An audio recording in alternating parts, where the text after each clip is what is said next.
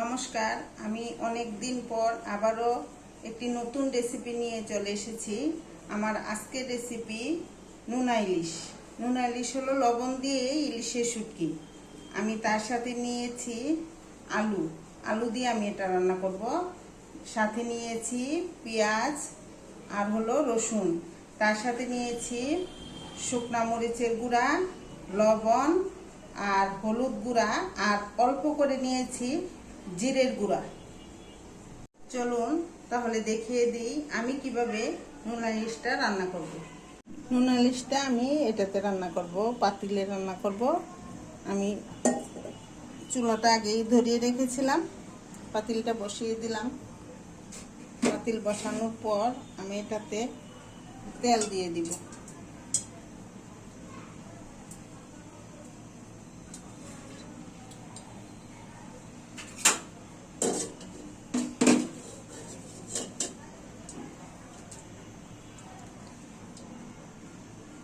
তেলটা আমি গরম হওয়ার আগেই আলুগুলো দিয়ে দিব।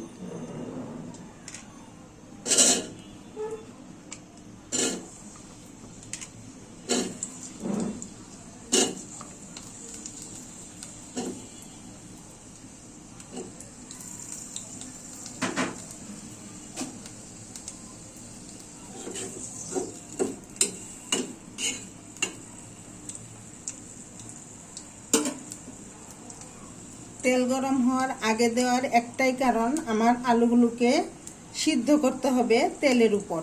আমি এটাকে ঢেকে দিব।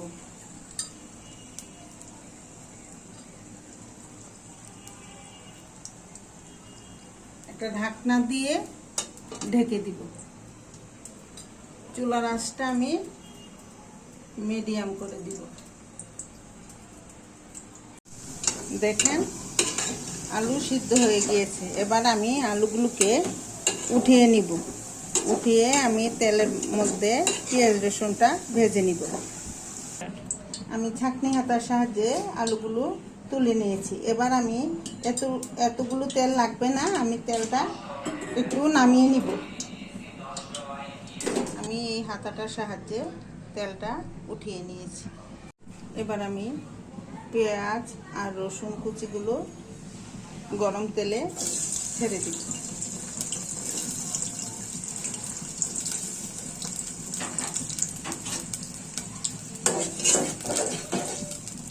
চুলার আঁচটা বাড়িয়ে দেব।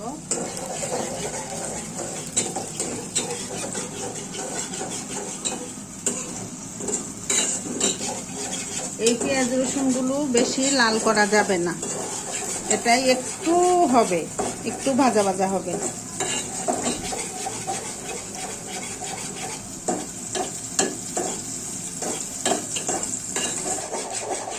এই যে পেঁয়াজগুলো এরকম একটু ভাজা হলে সিদ্ধ হবে, বেশি লাল হবে না।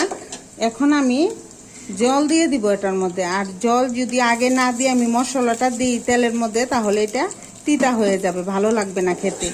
কাজেই আমি জল দিয়ে দিব। জল দেওয়ার পর আমি ওই যে রেখে দেওয়া মশলা সবগুলো একসাথে দিয়ে দিব।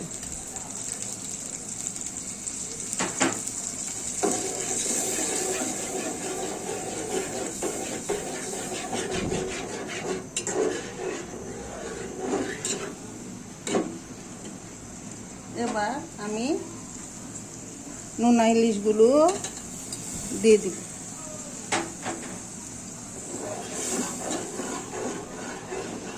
এবার এটাকে আমি অল্প আঁচে ঢেকে দিব।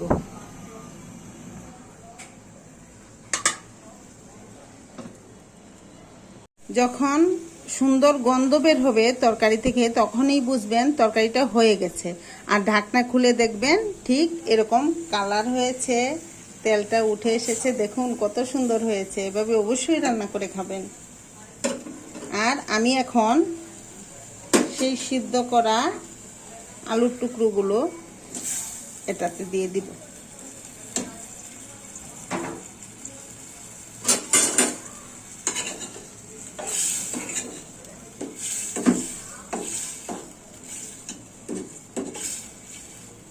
এবার অল্প পরিমাণ জল দিব, অল্প পরিমাণ, বেশি দিব না, অল্প পরিমাণ জল দিব, দিয়ে আবারও আমি ঢেকে দিব। দেখেন তরকারি হয়ে গিয়েছে।